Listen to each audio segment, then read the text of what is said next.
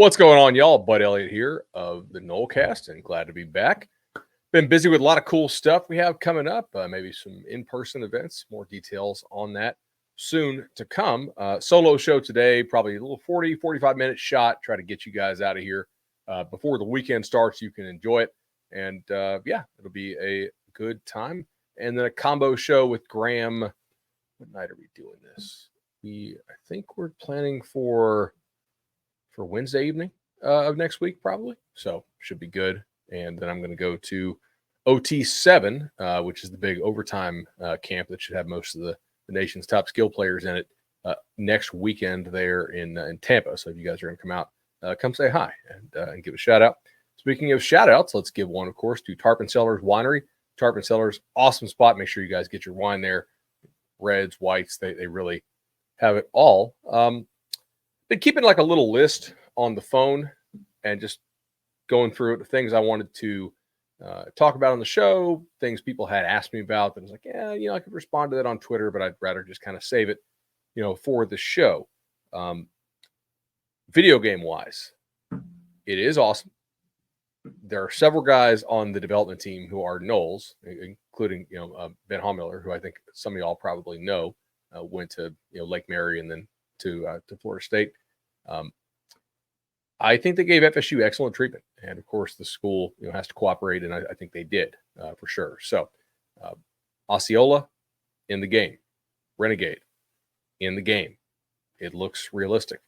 They have the cheerleaders lined up just like you would have them lined up. They have the colors of the stadium correct. They play the war chant at the right time. They play the fight song at the right time. So that is that's pretty cool. I did not do a lot of gameplay stuff with the Noles, simply because for Cover 3 and for 24/7 CBS, I had to report on a lot of different things, and I was trying to get through like as many entrances and different things, like the Iowa wave, where Iowa turns and waves to the children's hospital, and so we only had a couple hours to play, so I wanted to kind of get through as many different things as possible, try out some unique playbooks. But I think from a pageantry, history, all that kind of stuff standpoint, you guys will be really happy. I'm actually have a project I can't fully talk about yet. If you want to guess, you can guess. That's fine. But I'm actually buying a PS5 and an Xbox this week to make sure I have them loaded up, depending on what school uses what system. So I'll be on there on both. Maybe we'll do a little like Nolecast Online Dynasty if you guys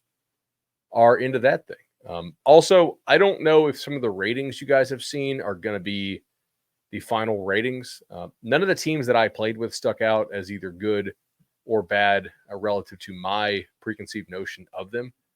Although I've seen some of the screen caps going around from the trailer, and I don't think Pitt is going to be a 90 overall. So some of these are probably just placeholder ratings that they're still working on. But again, they haven't told me their placeholder. But if you guys want to ask me more questions about the video game, go right ahead. That is just fine.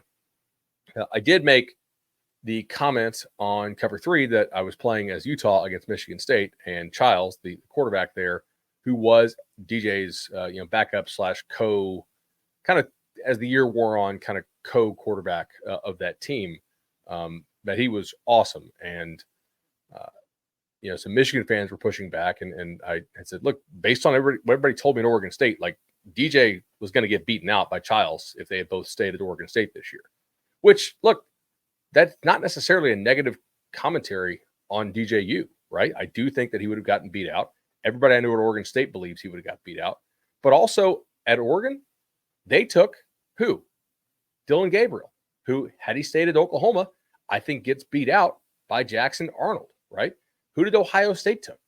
They took Howard from Kansas State, who everybody at Kansas State says no doubt left because he was getting beat out by Avery Johnson. So Florida State, in my mind, is not a national title contender this year. They're a contender to make the playoff.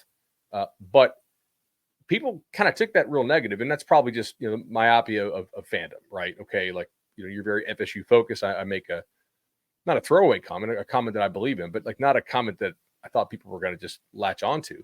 Yeah, I think DJ was going to get beat out. I think Childs is a more talented quarterback. It doesn't mean I think DJ sucks. I think he's a solid,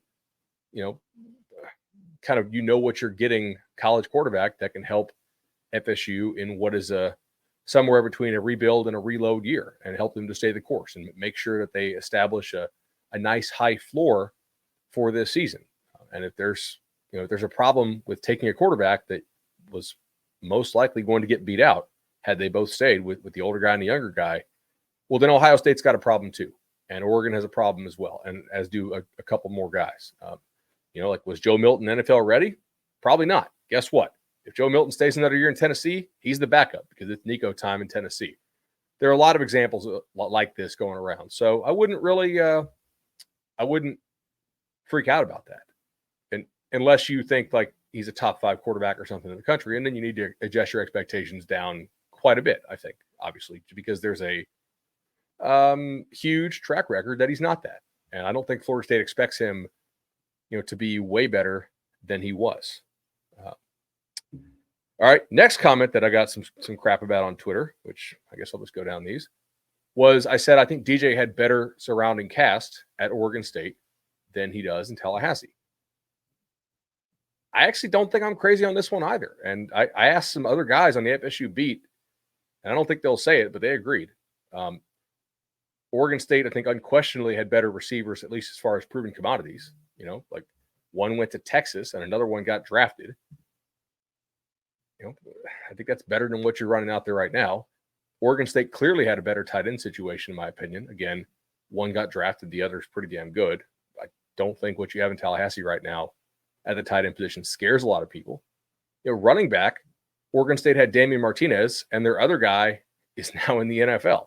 This is probably a bit of a wash, I think, because I like Martinez, but I don't think he's way better, like way, way better than Roy Dell Williams. If he was, he probably wouldn't still be in college. And FSU also has Toa Philly, and obviously you guys know I love Cam Davis.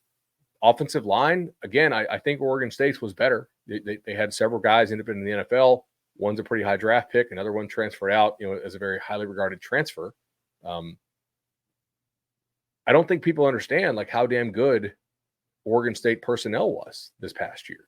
Now, they had a couple injuries, but that offense for much of the year was pretty close to what Florida State's 2023 offense was. And I don't think FSU's 2024 offense is going to be significantly better than what Oregon State had last year. Like Oregon State, really up until they realized their coach was leaving for Michigan State and quitting because they were getting left behind in the Pac-12, which was going to become the Pac-2, was a damn good team. Like they gave a lot of really good teams that were in the playoff hunt a serious game. And then they like the last 2 or 3 games, I think when they realized something weird was going on, they sort of collapsed down the stretch. So again, yeah, I'm not going to back off that.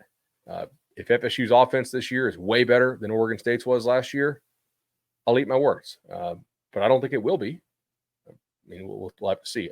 With the opponent-adjusted stuff, obviously. FSU's schedule is, I think it's pretty damn friendly to put up a whole lot of points in probably 8 of the 12 games. So, and we'll have to see what they can do in the 4 games where people have athletes who can actually probably run and play with you a little bit. All right, the next thing I wanted to bring up that people wanted me to comment on was FSU GM Derek Ray's comments on the 3 and Out podcast, discussing the evaluation process, star ratings, etc. So let's just play his clip first, and then we will. I'll give you my thoughts on it.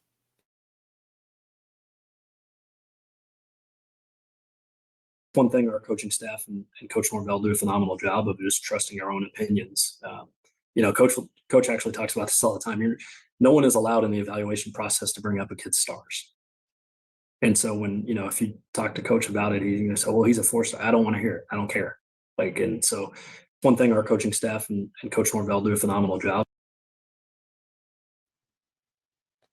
Okay, so that was D-Ray there talking on the 3 and Out podcast, obviously, and you got a little extra clip of that as I'm stop sharing that. Cool.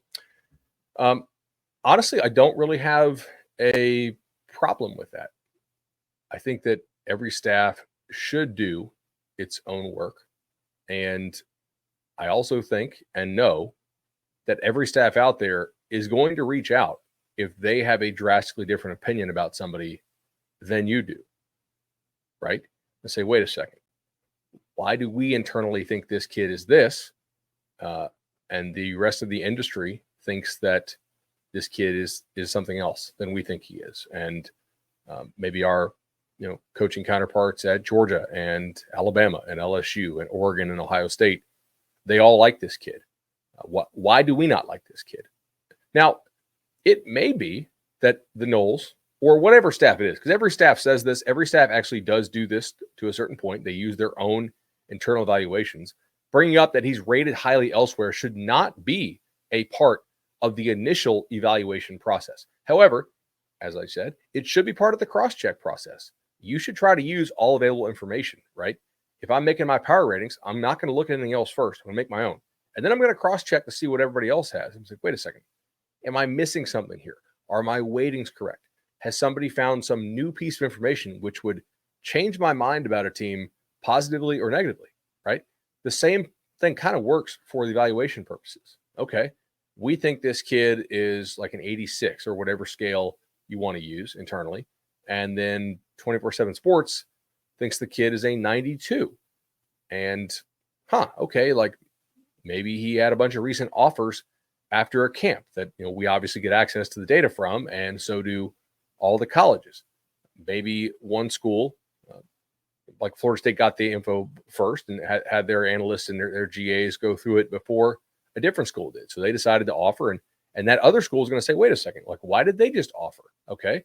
Now, maybe there is no new information to be had. And in that case, well, I think you should afford some market deference. In that case, I think you probably stand on your own evaluation, right? You want to have guys who fit your program at your price point, and that will be part of your developmental process. Okay. So I don't really have any problem with what Derek said there. I think that's the right way to go about it. Do your own work initially. And then I think you should check and review your outliers. You may be right. Okay. You might know that, this kid, has a bunch of family that's, in a gang in the school by which you coach. And in that case, you know what? Probably not a good fit to have that guy come on your campus and bring, sort of that environment around your program. Absolutely. The guys that you pass on, they're not as important as the dudes who you take, but they are pretty important. Maintaining that locker room culture, that sort of roster chemistry, is pretty damn important. And I will say that Florida State, in my opinion, does a nice job of that. At the same time, if you're a team that wants to compete, not win, but compete for national titles every year, and I don't just mean compete to make the playoff, I mean compete to win the playoff, you probably can't have that much board variance than Georgia, Ohio State, Texas, Oregon, schools like that are consistently recruiting on that level. Because, at the very, very top, these guys don't have that many flaws. It's not as hard to evaluate and identify the very best players. Picking through some of the 4 stars and some of the 3 stars is kind of where you make your money. Georgia actually has done a tremendous job of that. If you look at the 3 stars that Georgia has taken, their evaluation and developmental guys has been insane over the last 5 years. Like they're producing NFL players out of 3-star graded guys higher than just about anybody else out there. So, but yet they also don't take very many of them, right? Like Georgia, it's fairly rare that they take a 3-star type player. I think you saw it in the Orange Bowl, right? What are some of their backups look like against some of your backups? And yet Florida State is definitely improving its recruiting process.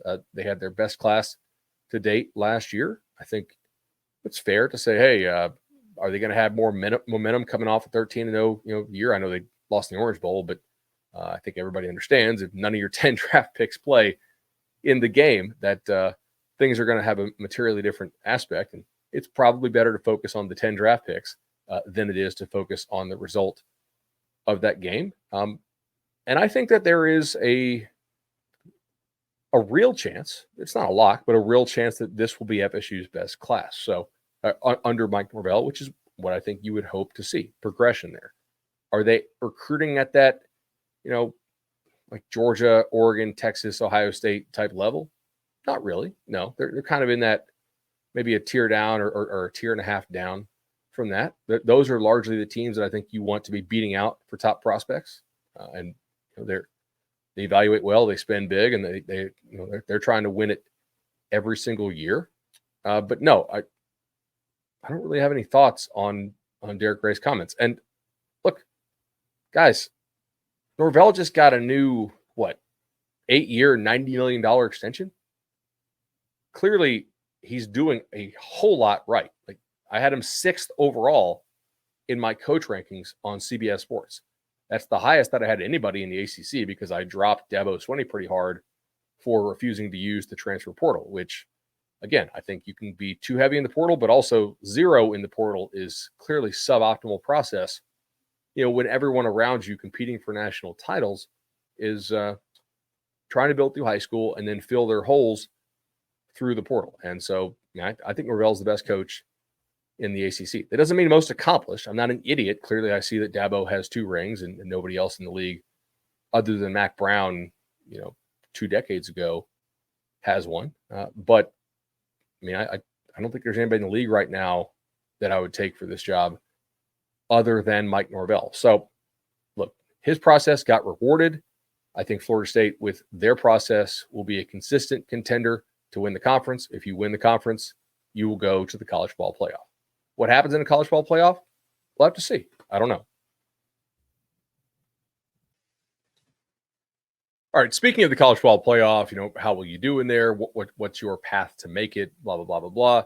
First, I want to tell you about the legendary team. Chad does such an awesome job. Both of my home loans, 844 FSU loan is the number to call. More than 500 Nolecast listeners, y'all, have already done this. So, can we all be wrong? I guess in theory. In practice, kind of doubt it. Give Chad a call, 844 FSU loan. Awesome supporter of the show. Huge Nole, and we look forward to keeping that program running and rolling. Okay. So where do I want to start with this? A couple people have tagged me for stuff. I kind of like this format, by the way. Like, if I say something and people hit me with it on Twitter doesn't really pay me. Although actually it kind of does. I got like an $11 check from them last month. So I guess technically I do get paid to tweet, but not a lot. They're probably getting the better end of that deal. Although it's good to promote your stuff on Twitter. Greg Sankey's comments about schedule strength and schedule toughness and all that kind of stuff. And people are like, hey, do you think he's angling for something? Yeah, I do. I think Greg Sankey is a very good commissioner for the SEC. He also has the best product by far. So if you're a bad commissioner holding that hand, you probably really suck as a commissioner. And I don't think that he sucks as a commissioner. So I think what he wants is for what happened with the baseball tournament to happen for football. And I think he's probably a little bit worried that it's not going to happen. And I'm not really sure that it should, to be honest. So if you're unfamiliar, in the baseball tournament, you had some teams like Florida who barely had a winning record. Like, literally, they were almost 500 get in. And in doing a lot of reading about this, I do have a friend who's a pretty good sized baseball agent, and talked to him a little bit about it. And the SEC just has the best baseball players, like, by far. Apparently, like, better than all the rest of the leagues put together in terms of top end talent. So, is it harder to go, play 850, 900 winning percentage baseball in some low division league, or is it harder to go 500? Now, and I don't mean like the ACC. I mean like some of these, Conference USA or the American leagues like that. Or is it harder to go 500 in the SEC? This will make people uncomfortable, but if the difference in competition level is that big, then I think the answer is sort of clear of what it is more difficult to do. But I'm not really here to debate the baseball tournament. FSU's in, FSU's hosting. Obviously, let's see what the Noles can do. I kind of like their chances to be all right. So let's get some dubs this weekend. However, I think if you're Sankey, you are worried because you're relying on a committee that definitely did you right last year. I think they got it wrong in terms of merit, but like they did the SEC right, which Sankey had to be pretty happy with. with the whole screw job with the Noles in Alabama. You are relying on a committee to be able to interpret and figure out the difference in record between, I don't know, like just for an easy example, like a 10-2 ACC team and a 9-3 SEC team. Okay. Now, in reality, the math on that is probably going to be different than what I just gave, because I don't really think that the ACC is going to get 3 teams in to the college ball playoff, although it is certainly possible. 10-2, you would only be in if you did not make the ACC title game. So if perhaps you had an undefeated, a 1 loss, and a 10-2, and everybody else just kind of stunk. But will the committee, how will they internalize differences in record? Because for a long time, the committee has just looked at the loss column for the most part. Now, you could tell me they would have screwed FSU last year had Jordan Travis not gotten hurt. And I actually think that's BS. Okay. I think the Jordan Travis injury gave them the cover to do what they wanted to do. But they did need that cover. I don't think there's any way that you keep FSU out of the playoff with a healthy Jordan Travis. Now, maybe you screw somebody else. Maybe Texas gets screwed over or something like that. But I think if you want to be like the, hey, ESPN pulling the strings conspiracy theory guy on this, be my guest. I don't think that you can kind of stay on this planet from a realism perspective and say that would have been the case had Jordan Travis stayed healthy. So with that logic, for the most part, the committee has basically just stuck with the win-loss column and slight adjustments for conference strength among the various Power 5 leagues. But, with the changing of conferences, you have schedule like that are just not even close to what they used to be in terms of schedule strength. For instance, I'll quote my friend Bill Connolly here. Against the Florida Gators schedule, and I don't think the Gators are seriously in playoff contention, obviously, unless some really, really weird things happen. Although I think they're probably improved if they don't fall apart, which maybe that is a tautology. An average top 5 power-rated team would be expected to go 9-3 against Florida's schedule. Connolly only gives the Gators a 27% chance of making a bowl. We discussed with my numbers, I would have FSU like 7-5 against the Gator schedule, and right now I have them like slightly more 10-2 than I do 9-3 in my own projections. So there are instances where a schedule of one Power 5 team is like legitimately 3 losses tougher than another Power 5 team. However, in most cases, that's kind of BS for this reason. The teams that are playing the schedules that are that tough are not really playoff contenders, if you catch my drift, because there are really not enough playoff contenders for you to play if you're also one. Like because you don't get the like playing yourself. Obviously, would you guys see where I'm going with this? I don't know if I'm explaining this the right way. Like Alabama's schedule was often easier than other SEC teams because Alabama did not have to play Alabama, right? And I think that is largely the case here. So not all of the SEC schedules are created equal. For instance, like let's pull up Missouri here, okay? Missouri is a team that I don't know what DraftKings has, man. I'll just use DraftKings because they have a yes/no price as opposed to some other casinos out there that will remain nameless that do not offer a yes/no. So it's a little harder to back out the VIG to find the true price of the market. All right, so let's say to make the playoffs here. So Missouri to make the playoffs, yes plus 175, no plus or no, obviously minus 225. Florida State to make the playoff, is plus 130 yes, no minus 160. I know it's different at FanDuel as well. We can pull up FanDuel if you want to see the differences, but there is a point to this. Just stick with me because I do think there's something here. So Missouri on FanDuel to make yes 184, no minus 230. Florida State yes plus 160, no minus 200. So both casinos think Florida State is less likely to make the playoff than to make it, which makes sense because but not by a lot, right? Like they're not kind of hand waving away FSU's chance of making the playoff. Just there are a good number of teams that have better odds to make it right now in Vegas. But I think if you look at Greg Sankey's comments, he is angling for something. And I think he wants all SEC teams to be treated as if they are playing Florida's schedule or Oklahoma's schedule or perhaps Vanderbilt's schedule, when in fact they're not, right? So while I told you I think Florida's schedule is probably 2.5 extra losses if FSU were to play it, again, assuming FSU would play FSU, right, as a road team in Tallahassee, if you had to swap the home and home and make them play the Gators, it would be the math on that is a little bit different. But in order to keep the actual similarity score for the schedule, you're going to need to keep the same thing.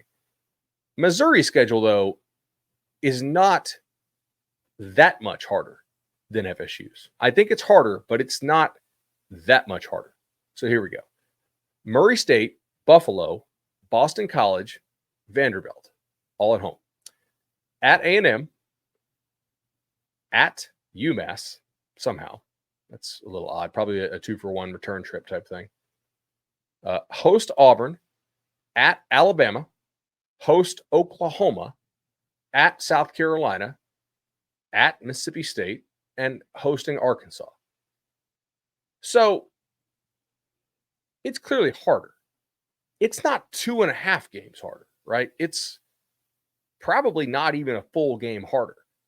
But if you're Greg Sankey, you are very invested in making people think that is an SEC schedule. It's sort of the Wizard of Oz thing, right? Pay no attention to the man behind the curtain, right? Everybody plays a Florida difficulty schedule. And good luck to the Gators this year with that thing, because that is a beast. You look at this. I mean, what's Missouri's win total this year? We're looking at 9.5. If you're Sankey, you definitely want to say, hey, if Missouri goes 10-2, they're in, even if they don't make the SEC title game. And for certain SEC teams, no doubt, Oklahoma goes 10-2, they should just get it totally stamped into the playoff. Okay, Texas, which plays Michigan out of conference, yeah. Wisconsin is the game that Alabama added. Like, you got to go to, the Badger Stadium. Yeah, I mean, I think that's a pretty obvious one. But I don't necessarily know that 10-2 as a non-champ and non-SEC title game participant should get all of these teams in. If you take a look at Ole Miss's schedule, right? I mean, Ole Miss is a team that is widely expected to make the playoff. This is sort of their all-in year. They're, kind of like where FSU was last year. They brought back so much, and they had a couple good pieces to add in the market that were happened to be available and fit, what they wanted to do. Ole Miss's schedule, okay, host Furman, host Middle Tennessee, at Wake Forest, which very well could be one of the worst 4 ACC teams, host Georgia Southern. So you're going to start 4-0 almost certainly. Host Kentucky, which, okay, Kentucky's probably like a top 35 power rated team. At South Carolina, like, that's a losable game, certainly. Like, that team has real athletes. At LSU, all right, that's tough. Host Oklahoma. At Arkansas. Arkansas should not be a tough team, but they're not nothing, I guess. Host Georgia. At Florida. Host Mississippi State. So that's a pretty favorable schedule. It's not quite Missouri favorable, but again, it is in Greg Sankey's best interest for a team like Mississippi State to have like Ole Miss rather, to have the perception that going 9-3 is basically impossible against this slate, right? Like, that is such such a huge accomplishment. And I don't really know that it is, right? I mean, if you look at this, it's Ole Miss. Ole Miss sitting at 9.5 on DraftKings, probably similar on FanDuel, for their win total. That schedule's harder than what FSU plays. There's no doubt. I mean, like, just look at it. That's pretty clear. You also have Georgia, which is probably an auto loss if Carson Beck is healthy. Is it 2 losses harder than FSU? No. I think that is largely what Greg Sankey is trying to foster with these comments. I think he has reason to be nervous because I don't necessarily know that in year one of the new committee with this playoff format, after the backlash that they received last year from the Florida State thing, I don't know if you're going to get 6 SEC teams in, nor do I think you necessarily should. But I don't know that Sankey is going to get the kind of deference to his league that the SEC baseball gets. And I actually think they got it right with SEC baseball, just the quality of player in that league. And the SEC is the best football league. But the SEC is not the best football league by the same margin that it is the best baseball league. Like, it's the best baseball league by a country mile, okay? I mean, I don't think if you look at the draft that there's any real debate. And a large part of that is that the Big Ten, much of it just kind of punts on baseball and doesn't care. Kind of like the SEC doesn't give a damn or even field teams in hockey in many cases. But yeah, I think we're going to have somewhere between 3 to 4 SEC teams in. Maybe you could get 5 if the bottom teams are real bad and everybody runs up the record and just has no slip-ups. But there are enough good quarterbacks in that league this year where I think there's probably a decent chance that they beat each other up enough. And, I was working on like my top 20 quarterbacks list the other day, and close to half of them in the country were from the SEC. That's hard to run that table if you have that many good QBs in the league, or at least decent to competent QBs in the league. And I think if you're Sankey, you're looking ahead and you're saying, okay, we may have a lot of teams sitting there with 3 losses at the end of the year. We need to try to find a way to get those in. That's what a good commissioner does, by the way. I don't really see a lot of politicking from Jim Phillips, but there's a reason why FSU and Clemson and maybe a few others are looking to leave the league if they can win this lawsuit or get some kind of some settlement there. Anyway, so why are FSU's odds 9.5? And the juice is what the juice is, right? 9.5, even money to both sides. And the playoff odds are not that, right? The playoff odds are plus 130, plus 145, plus 160, depending on where you look. Well, because it is hard to model some of the uncertainty of process, whereas we definitely know the math. Like, that's a solved equation on the win total side. The playoff involves a human element, as I just detailed, that we don't necessarily know how they will handle it. But there is absolutely a scenario in which FSU goes 10-2 and hits the over on their win total and doesn't make the playoff. In fact, there are 2. The first is if FSU goes 10-2, both losses are in conference play, meaning maybe you lose Notre Dame and the Gators or something like that. You win those 2. Excuse me. Both losses are in conference play, but you're beating Florida. You're beating the Irish, obviously, so that you go 10-2, but you don't make the SEC or the ACC title game. That's not likely, but it is certainly possible. And so part of that possibility is reflected in the difference of your playoff odds versus your odds to win 10 or more games. Because I don't think there's a chance in hell you're going to get 3 ACC teams in this unless you have some kind of really weird showing in the non-conference early on. And that I would not expect really at all. I mean, Clemson is currently a 2-touchdown dog to play against Georgia in the opening weekend. North Carolina, which has to rebuild quite a bit, is a dog at Minnesota to open on a Friday night on Fox. Everybody will see that game. There are quite a few instances in which the ACC could totally tank its reputation in the first 2 to 3 weeks compared to other conferences. So I think if you're trying to play some wagers on this, you should probably factor that in. I mean, Miami is only a 3 or 4 point favorite, depending on where you look in the swamp.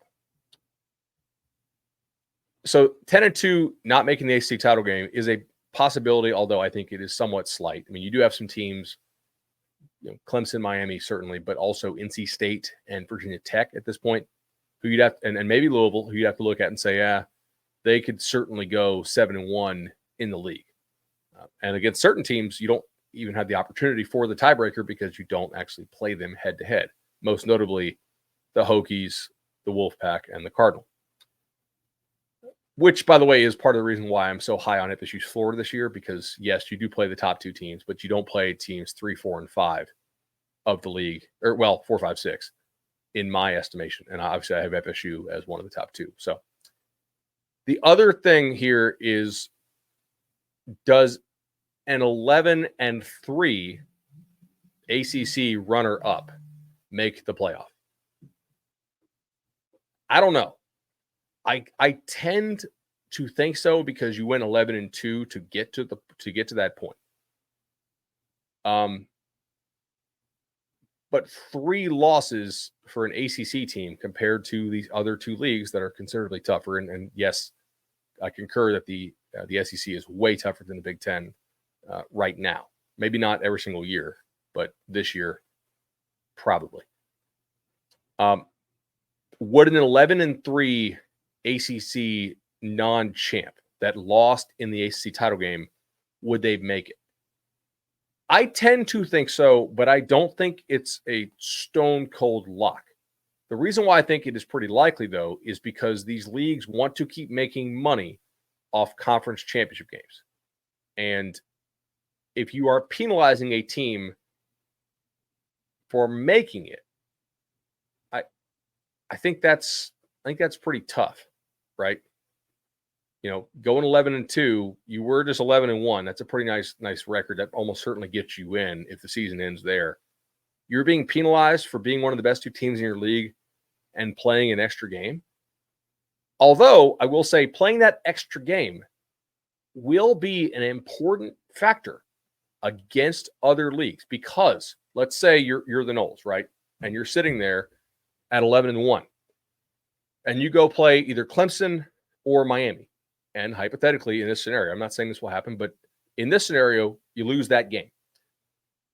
If you lose that game, yeah, it sucks you took the L. But your strength of schedule actually does move up considerably because you're playing, what do we think Clemson or Miami are?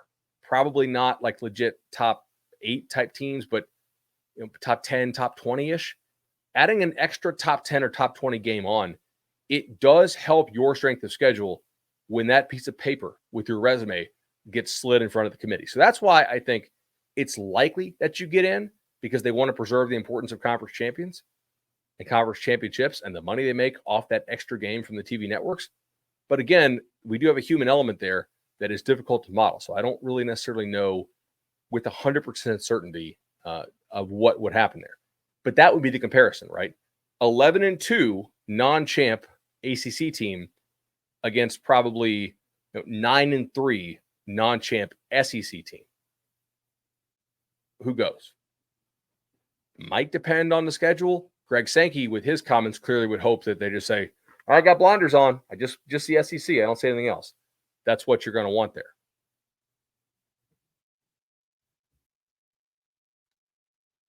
All right, finally, and I'm running a little bit long here, but I think it's okay. And I hope I've made sense today. Some of these things I think are easier to explain with spoken word than in 140 character blast on Twitter. So what record gets FSU into the playoff? I think 11 wins means they're not a lock, but pretty close to it.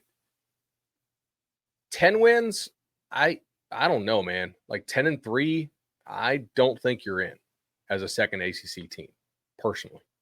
But they could. I think you probably need to win 11 games. Now, 11-2 again. If you did happen to lose the ACC title game, I think I think you're in. But if you go 11-1 in the regular season, I think you're probably in with this schedule. Of course, some of this is going to depend on the Irish, How do they do non-conference? I mean, like, do they stomp USC to help kind of establish a little bit of a nexus there between the ACC and USC? Who knows? But 11 wins, regardless of how it comes. 11, maybe you get to 12. Certainly 13. If you get, you will not be left out with 13 this year because we have auto bids for conference champions. But in order to go as a non-champ, I think you need to have 11 to feel very good. And I think 10, you're probably sweating at 10-3 or 10-2. I would think, just based on the strength of schedule stuff, which again, I think is probably more in your favor than it is in baseball, certainly, as we saw.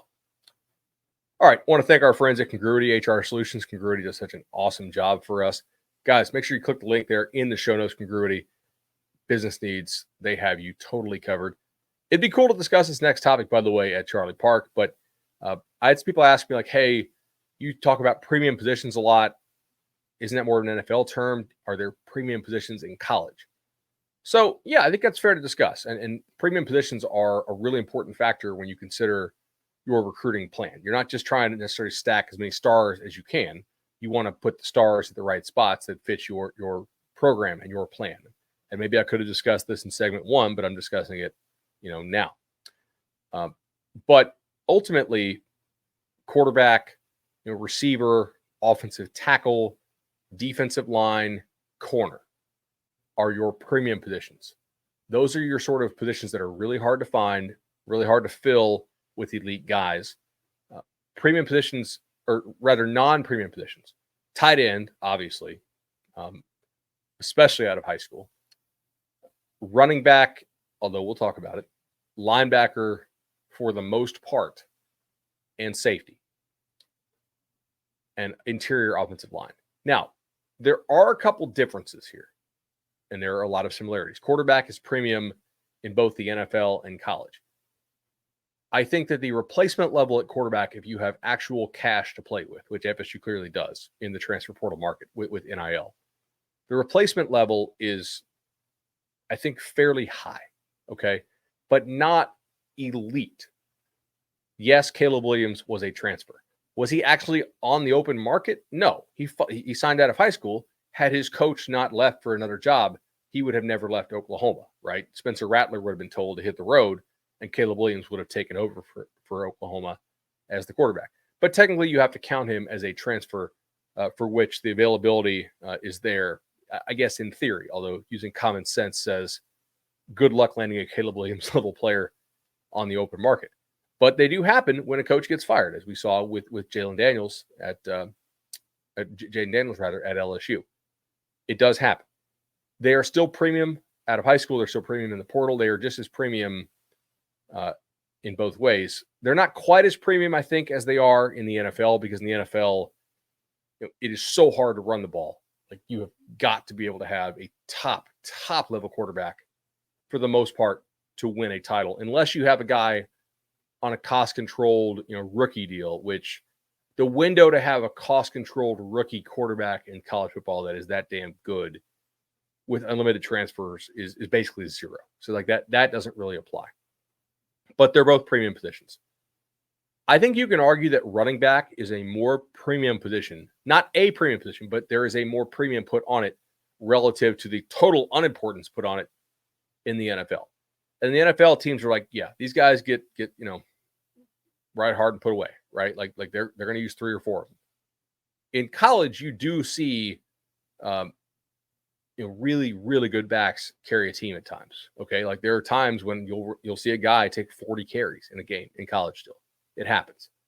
And look what Melvin Gordon did for Wisconsin. So I think running back can be viewed as maybe less of a unimportant position in college.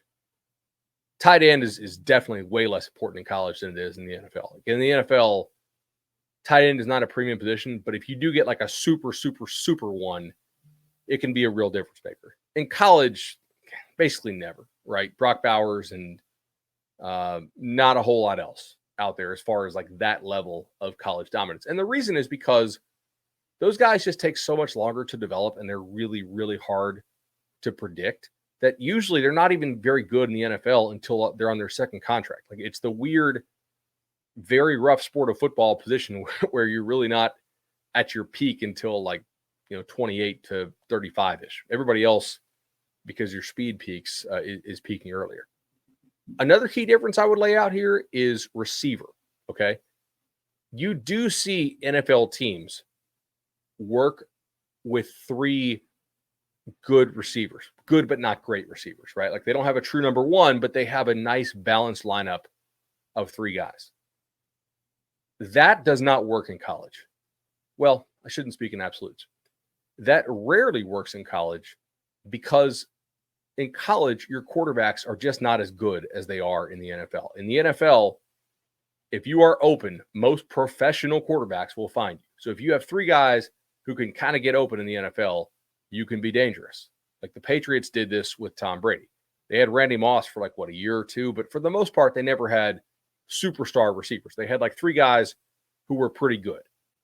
In college, you don't see this approach. It doesn't really work because quarterbacks are not good enough to get through their reads fast enough to make all the checks, to read coverages that fast, to understand exactly who's going to be open and when, right?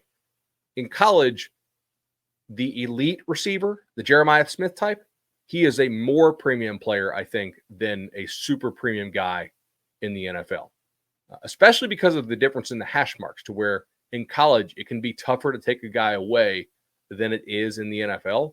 So I would put a greater premium on the superstar, Jeremiah Smith, Cam Coleman level prospect coming out of high school, even than I would in the NFL, but they're clearly both premium positions.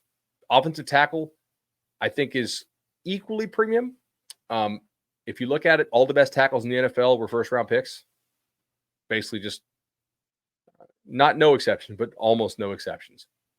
In college, you don't see that quite as much, but what you do see is a tremendous dearth of players in the transfer portal who are able to play offensive tackle on a team that is trying to make like a deep playoff run, right? And I think we saw this last year.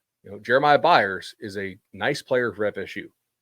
Would he have gotten FSU in trouble against Michigan, Alabama, or maybe Washington? Yeah, I believe so. Certainly. He was one of the better offensive tackles available in the transfer portal. Ohio State, they took Josh Simmons out of San Diego State last year. You know what? He got them in trouble against Michigan. He would have made them in trouble in the playoff. If you are a team that is trying to build for a national title, not just win some middling conference, but if you're trying to win the whole damn thing, offensive tackle recruiting is really, out of high school, is really, really important, because we know they're going to cost you an arm and a leg. Like, if there was actually like a first round type tackle available in the portal, he's going to go for over $1 million per year. And you're probably only going to have him for a year, most likely, right? If he's already that good.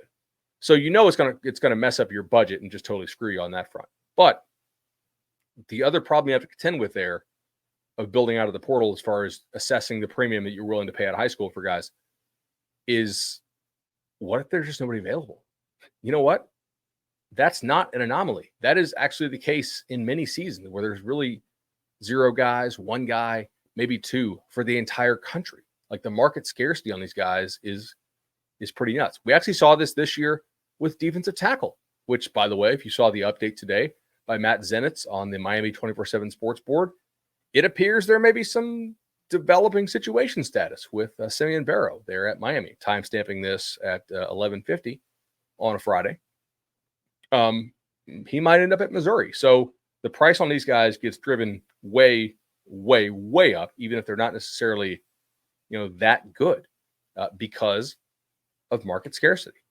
As we talked about with Missouri, that's a team that really has a schedule and an opportunity and a quarterback and receivers this year to make a special run and really cash it in, when they almost never do in the SEC. And they are lacking on the defensive line, so they needed to go get an impact guy. We'll see if that actually comes true fruition. D-line, pretty clear. Obviously, like, it's hard to get them consistently in the portal at a super high level. It's not impossible, right? Florida State has actually done a tremendous job of this, but again, that's one school. Can you count on doing that every year? I don't know. Probably not. If you're Florida State, you probably like should be high on your own supply because of the job you've done and how well it's working. But how many other guys out there are, available? Probably more than the NFL, right? But pass rushing is clearly at a big time premium in the NFL and in college. Linebacker in the NFL, it's definitely not premium because there's enough guys to go around that have enough size and speed. In college, I would say it's decidedly not premium. It's probably even less important than it is in the NFL, with a couple exceptions. In college, if you actually have a guy like, a CJ Allen type player at Georgia, who's good enough to push Jamon Dumas-Johnson to Kentucky, that is probably the lone exception. If you really think like this is a guy who just totally changes the defense, like he has kind of that edge rusher size, but he moves like a safety, the true genetic freak that can dominate a game. That I think is where he might be premium, and in the NFL he's not.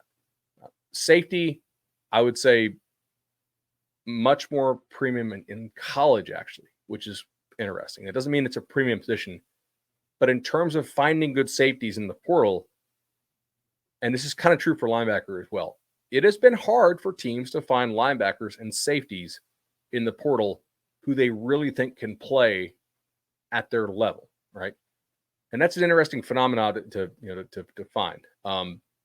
Corner clearly is pretty important at all levels as well. So I hope that helps. I don't know if I was real clear on that, but there are some positions that I think are a little bit more valuable to a college team than they are to an NFL team, just based on the way that the game is played. And you have to balance availability, both historically and with the ability to predict that in the future through the transfer portal. And you have to balance, what you want to pay out of high school for that and what your goals are, right? Is your goal to try to build the best team each year? Is your goal to try to figure out what your window to win is and then cash in on that window?